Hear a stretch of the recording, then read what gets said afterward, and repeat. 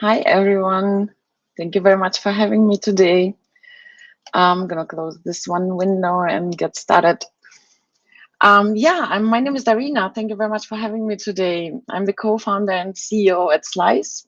Some might know me already from our previous AMA session. I am the mentor here and super honored and happy to help you all on your journey towards building your own company, and wish you all luck and congratulations to those who made it to the second round. So today I'm going to share with you some insights and experience that will hopefully help you really focus on what matters and take some headaches away on your way.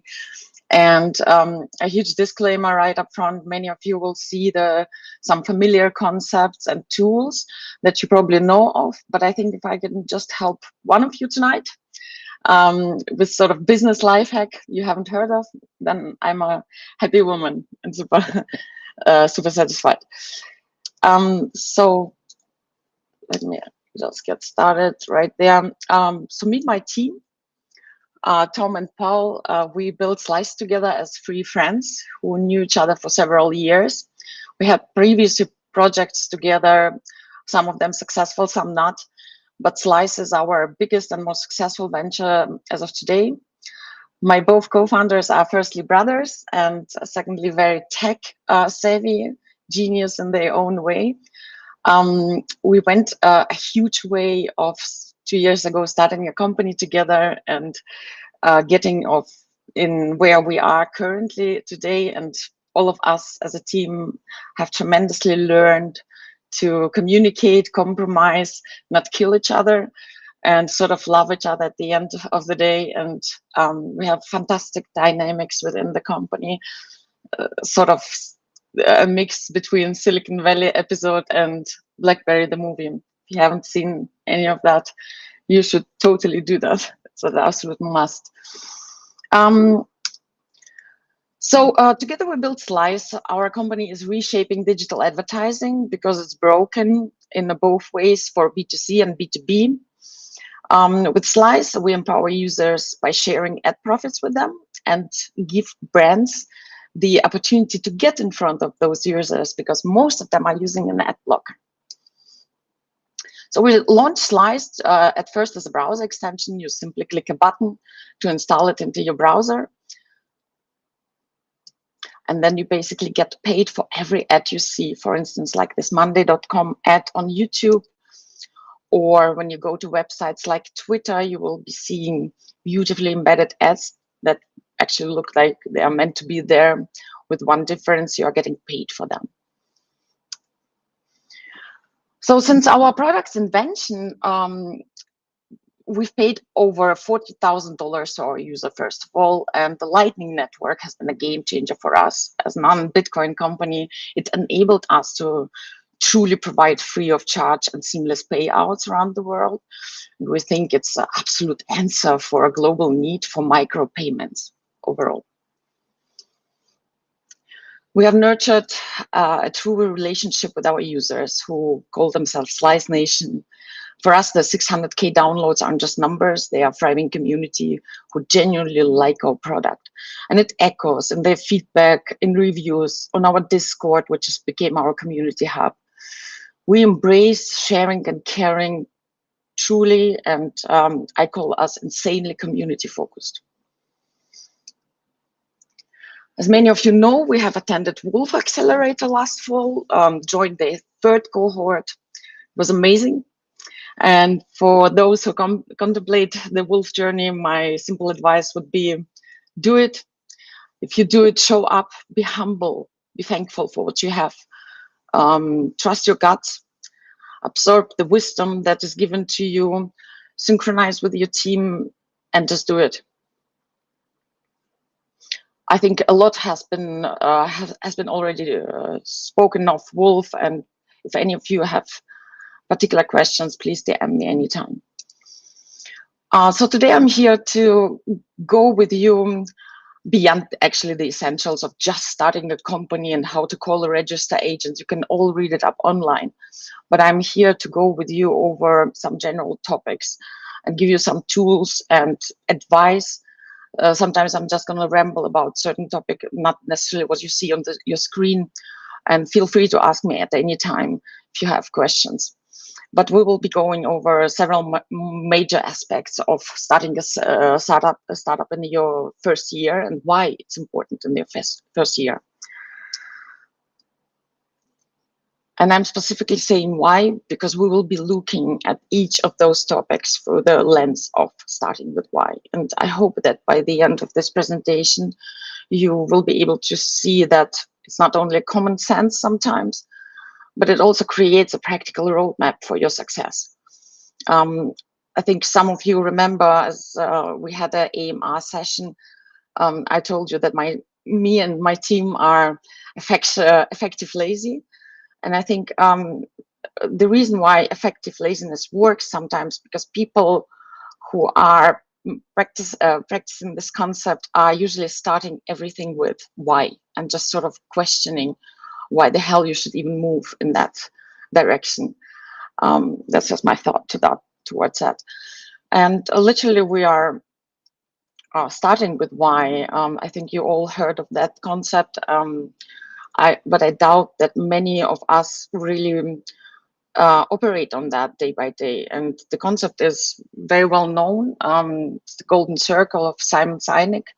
It's the idea that these really successful organizations truly operate from the core of why. And it argues that a lot of organizations pretty much know what they do. They know how they do that, but very few of them know why exactly they do what they do. And the most valuable company in the world has done a great job in that and sort of showing us at the beginning how to think differently, then making beautifully products, and then they sell us an iPhone at the very end. So if you truly think about that, in essence, the starting with why is just a framework of how to build organization, how to lead and inspire your team around you to take action.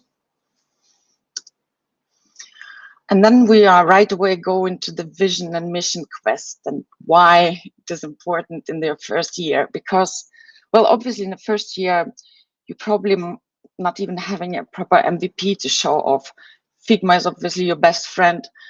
But other than that, it's pretty much your mission and vision you're left with. And it is the story you tell and sell, the banners under which you and your team are marching.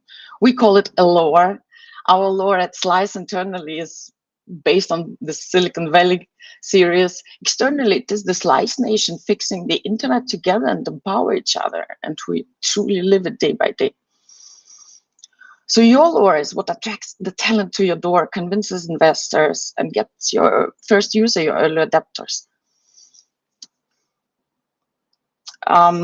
For me to remember what vision and mission separation actually is, I always imagine myself lying in bed and not being able to stand up. Why the hell should I even? And then the mission is your script, why you should stand up, and the vision is your poster on the wall, showing you Backstreet Boys and sort of faraway dream. So yeah, pretty much mission is always actionable and foundational. It's heartbeat every day. It's what keeps you 18 hours awake. And the answer to a lot of WTFs that you and your team will have. So it's better your team and you agree all together that their answer is pretty much the same of what exactly are we doing here. And it's the same no matter what you're doing, pitching or coding, you know. And to give you a very easy template how to do that, I sort of took 3 examples, one of Apple, then generic Bitcoin company, and from Slice, and put each action in sort of equation to remember that. And so basically in the mission, you visualize your daily actions, what drive your company to the success, and use a simple equation of action always begins with a strong verb that stands for your daily actions: deliver, provide, enhance. Then you address the audience. Who are you serving to, or whom do you impact on your way? Could be unbanked around the world, Gen Z, global communities, whatnot. And then you state the commitment of what you're making, the commitment you're delivering to your audience with affordable banking solution by empowering through sharing, through technology, examples like that. It's not needed, but you also could add a differentiator, how you're different. You're utilizing Lightning Network, you're leveraging, of course, AI. I doubt it's much different anymore, but you know what I mean. So this is how you are actually easy and simple could write a mission. Then we go to vision, and vision, when mission is actionable and fundamental, the vision is aspirational and inspirational. It's far away. It's your lightning house that guides you. Imagine you're sitting in a boat that is actually sinking, and you're like octopus trying to, hold the legs together and not sink. And the vision is your lightning house that you're looking forward to. And you know you're not going to be there now, but a day after tomorrow, probably. And here's a simple concept, pretty much simple template for you to write a vision. You have to imagine a future impact that your company is doing if everything goes perfectly right in the best case scenario. And then it needs to be starting with inspiration, something that investors very much like as words: revolutionize, disrupt, create, transform. Then you go to the scope. What are you actually, the realm or the main of your impact? And then could be a future of payment, the way people interact with Bitcoin, stuff like this. Next would be impact, which is describing the ultimate effect you want to have in your world or your industry by making Bitcoin universally available, stuff like this. You could, but you don't need to add a time frame. Time frame would make it sound even more impactful for generations to come in the next decade, and so on. After that, we will go to more practical day-to-day stuff that I truly can recommend to you as some concepts and tools that we are using on a day-to-day basis. And it's obvious why your product development is one of the most essential components of the first year. The sooner you have the product, the quicker you can learn from the user's feedback and iterate on your product. This rapid cycle of constantly changing and learning is what you need to get to the product market fit. Product development in the first year is as much as about learning what doesn't work rather than finding what works. As a founder, your job is first and foremost to eliminate all the hurdles that you and your team have in the way of building this product. As I already said at the beginning, you might have nothing but Figma, and Figma is truly your best friend. Sort it properly, have a good library of all your assets, easy to transfer, to delegate them. And delegate if you don't have resources and don't have a team entirely. You don't need a co-founder to solve some problems, right? You could hire from Fiverr and Upworks. It's what we constantly do, not only in product development, but in many other aspects. And sometimes you will be surprised how amazing a guy from Pakistan could be, and you could become one of your team members from one freelance, right? So yeah, be cheeky, ask for feedback, use different feedback platforms. For us, it's Discord for sure. I think some genuinely written emails from founders work really well if it doesn't stink like ChatGPT. Your ticket system is a very good way of feedbacking type forms. Don't give up your beta tag too early if it's on your website. Your beta tag is sort of free out of jail card for your community and shareholders to understand that there might be a bug and product is not working. Other than that, be cheeky. Ship when it's functional, not flawless. Perfect is the enemy of good enough. Deploy on Friday because you can and no one else can. Throw shit at the wall and see what sticks. What I would recommend to you generally from the heart, make it about your product, not about the founder. As soon as your main content becomes about you, 30 under 40 list, something is off. check if you still have a working product. What I would also recommend is embracing what you can change and own it as your lore, as your narrative. Perception is really reality. Those are general examples that I'm now giving you. We had a server collapse at 3 a.m. We called it product market fit. Is it a failed brute force attack on your website or a successful penetration test? Is this an annoying 12 years old developer in Discord who is destroying your code? Or is it your free Q&A resource and your biggest stan and later will join your team? So it's how you sell, right? And how you own your own narrative. What else? Product development, you learn by doing, of course, and by failing. So fail faster, iterate, succeed, repeat. And one more thing is, what I learned is your product is your best lawyer in the mental health. You have haters, let the product speak. Non-believers, let the product speak. Self-doubts, let the product speak. So that's pretty much on that side. Let's go to my favorite topic, sales and marketing. And yeah, it's of course it's essential in the first year. It's about the hustle, about the grind, about your charm, and a lot of luck. And it turns the heads when product development just doesn't. And sometimes in the first year, product development isn't.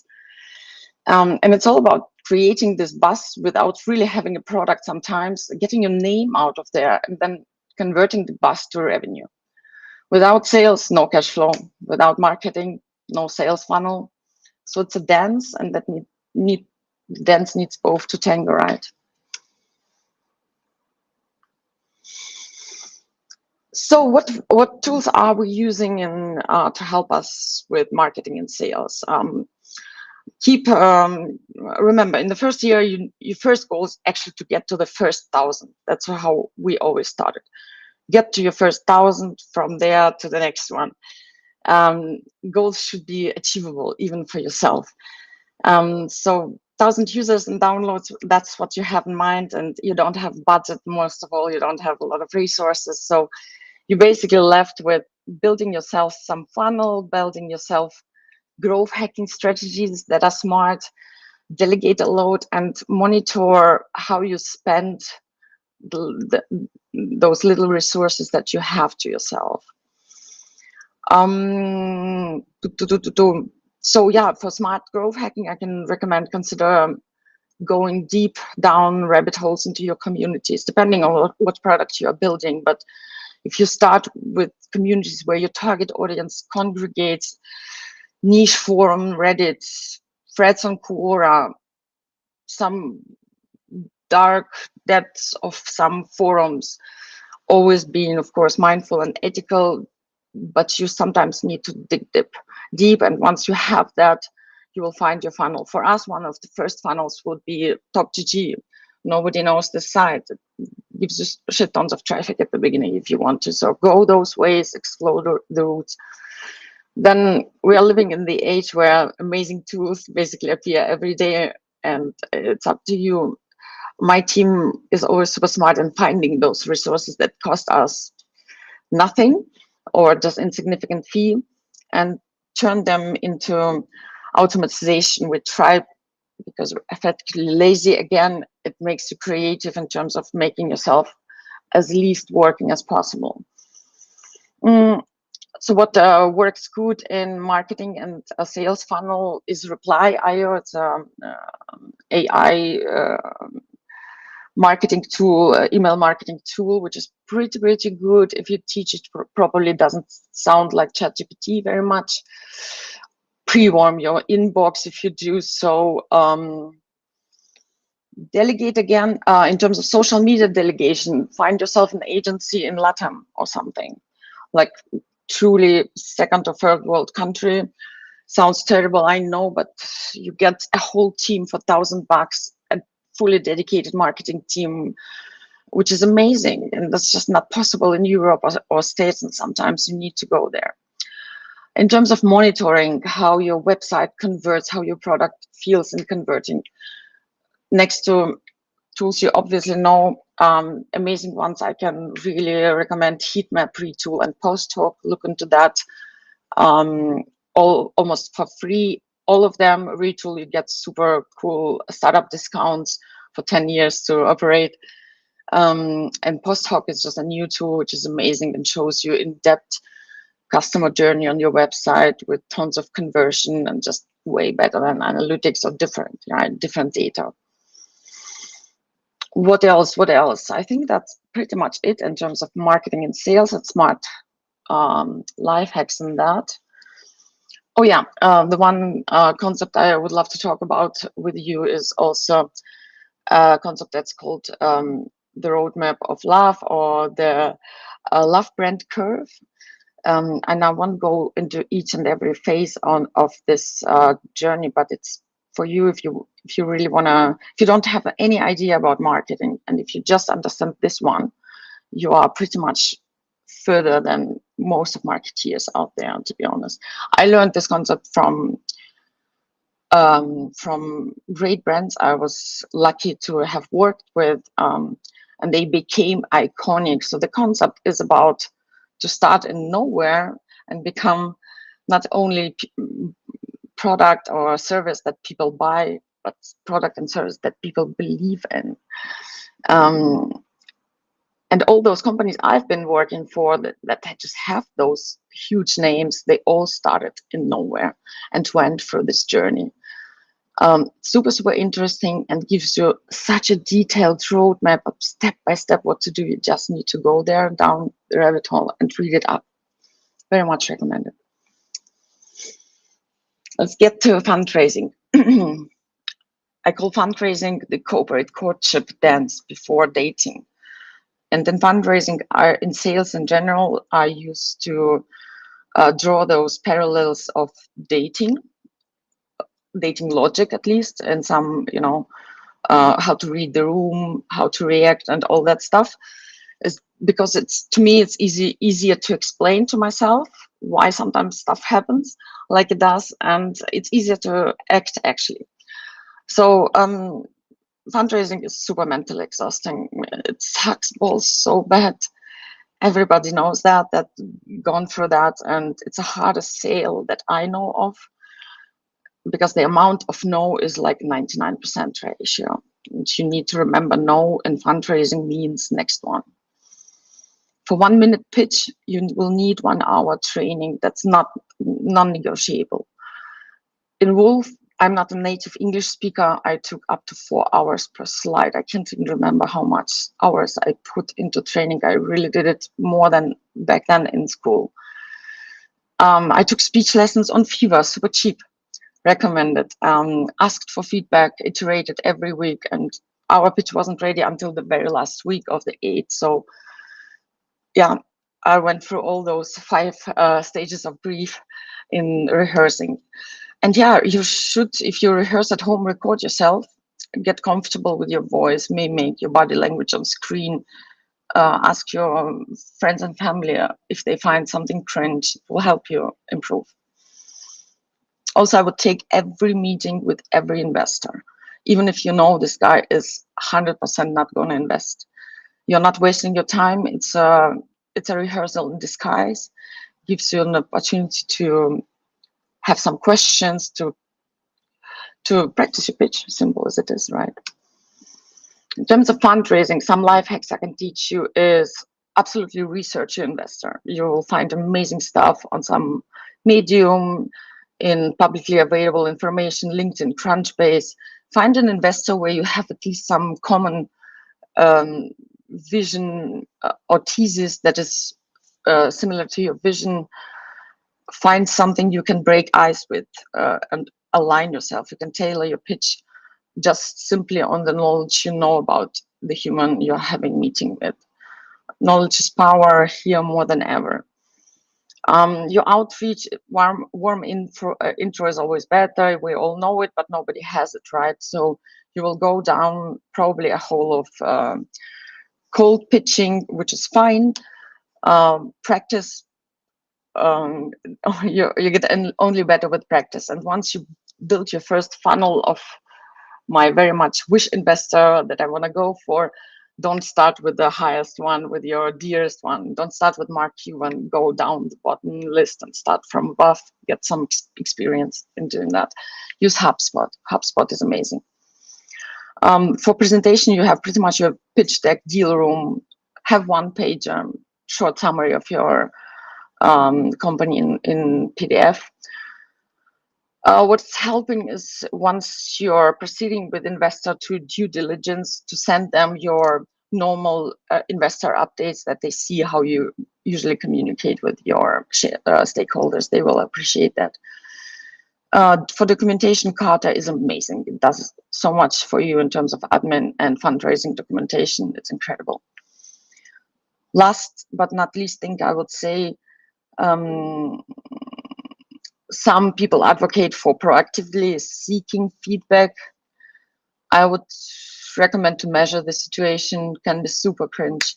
I think genuine feedback is often offered without solicitation. And again, translate everything into dating logic, it helps. And it's not about you per se, it's about the match, you know, and not every day it leads to a relationship, not every pitch leads to an investment. And the answer to the question why someone didn't invest as you is most likely they are not that into you. That's how it is. Last topic, very brief one, is admin. Covers the basics of management or organization of your company, something you have to deal with if you want or not, but absolutely something you have to outsource in some cases. So what we are using for general running the company, keeping all departments together, is tools like Motion and Monday. You execute with Carta, you DocuSign a lot, but mostly it's Carta and DocuSign. You have your accounting software for report, not reconcilement. You are not an accountant. Shareholders updates minimum quarterly is what I would recommend. Monthly is a little too much in my opinion. Yearly is just too few. In terms of communication in your company, Slack, of course, every other tool that you prefer, but even if it's super, super uncomfortable, sometimes one-on-ones is, especially if you're a CEO of your company, you just have to teach yourself and to deal with and step out of your comfort zone if you're not, you know, the guy for one-on-one every day. What else do I have? Embrace smarter people around you. Only dumb people don't hire smart people because they want to avoid the exposure of own dumbness, right?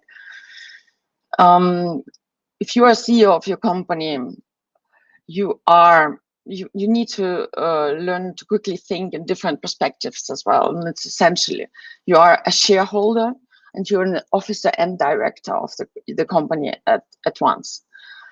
That comes with rights and privileges, but learn to sharply advocate for the interest of the company, even if it's not the best interest out of point of view of the shareholder, like for instance, vesting. Have 4 years vesting period. If you have questions towards anything I'm just saying right now, please come to me and ask. So most of those admin tasks are absolutely on your table as a founder, if you like it or not. However, you have to outsource. Like a wise man once said, you need 3 things in life: a good doctor, a forgiving priest, and a clever accountant. I would say a good lawyer, like Saul Goodman is. And yeah, then you're pretty much good to go, because you are most likely not a lawyer. So you need to hire one, and it's going to come at some cost. Initial setup of 5K or whatnot is just a Delaware, US example. I'm not going to go down to each country. You can ask me that if you have questions. But any legal expense is nothing compared to potential risk and mistakes that can cost you everything. Same goes to an accountant. Unless you have a CPA and your title, you are most likely not an accountant. And even if you could put together QuickBooks, you are not reconciling your accounts yourself. Have it done by a professional. Don't be like FTX. Have your book up to date. Same goes to compliance. You're most likely not a regulator. Hire one if you need one. you most likely won't need one, depending on how close you are to certain licensing and what the nature of your business is. Almost nobody needs that, but just know that you're not to audit yourself. That's it. Last but not least, I heard you guys asked in one AMA about an imposter syndrome. It's a guy that happens a lot. It's a ugly, nasty voice in your head that doubts you for no fucking reason whatsoever, and everyone has it. There is no medicine. But again, I'm stealing some wisdom for you to share. And I think the best one guy who could say it the greatest way, the GOAT himself, Mr. Ross Stevens, who in New York wrote me this one. And I teared up as I read it, and I think nobody could say it better. So yeah, it comes, get it to get off as soon as it arrives, and you're only a real leader when it gets hard. Otherwise, you're just in charge. And that's it. Thank you very much, people. If you have any further questions, let me know at any time, and I'm there for you.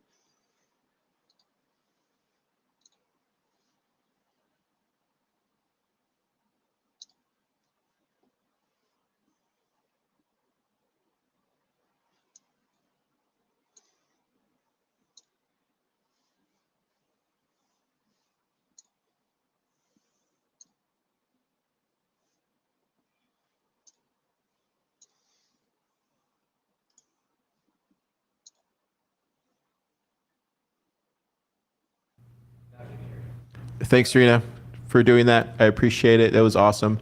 The ending was magnificent. I love the way you described, like, yeah, being a leader and how it only happens when things do really get hard. Can you talk about some of the hard things that you've had to overcome, not just with Slice, but with anything in your career beforehand? I think with Slice, a particular one that we had to overcome as a team was the understanding that not every meeting is a shareholder board meeting. You have to have operational meetings, and that's what I actually mentioned when I say you have to learn to think both ways. You're a director and officer, you're probably a CTO and whatnot, and you're a shareholder. And sometimes, especially if company is run by 2 or 3 people who are shareholders, it tends to be sort of board meeting instead of having it operational. Learn to make decisions and give the right of calling decisions to one particular member of your team, because otherwise you will have board meetings until you puke. Nothing gets done. That's the one thing I would say we could have it done earlier, better. Other than this, in my life, I have, like I said, I'm Sinatra. Not enough regrets to mention.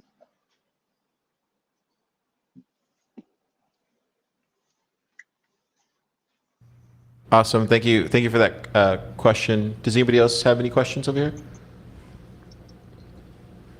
Yeah. 1 second, Darina. We have another question.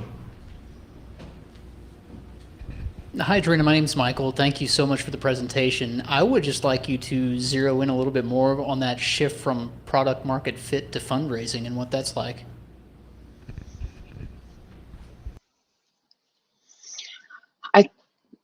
Well, there is no textbook that says you have to have a product market fit to go fundraise, or at least none that I'm aware of. It seems to be logical, yes, but sometimes the circumstances are different and you have to sell the napkin story prior. You might have an angel investor, your grandma. She probably bought a napkin story without even seeing any product market fit. But yeah, having said that, any milestone, any server collapse, any first 100, first 1,000, first one, take it as confirmation, as something that you are not even in the pitching, but that you are proudly report to your shareholders and stakeholders in the company.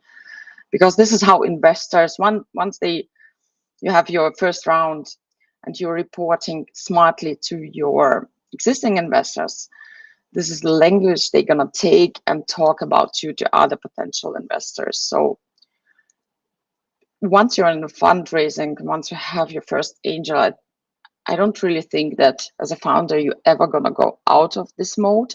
Even when some are thinking or saying, I want to go back to building my product, I myself say it. I don't want to raise. I want to go building my product. But the fact of the matter, you never leave this fundraising mode once you're in there, and sort of every milestones becomes your either validation or product market fit confirmation or market confirmation in any other sense. So yeah, own your narrative, always turn it positive. That was great advice. Anybody else have any questions? No? Okay. I think those are all the questions that we had here, Darina. Thank you again for doing this, and we really, really appreciate you being a part of Top Builder and being a mentor to all these up-and-coming Bitcoin founders that are entering the ecosystem here in 2024. And hope to see you in Austin here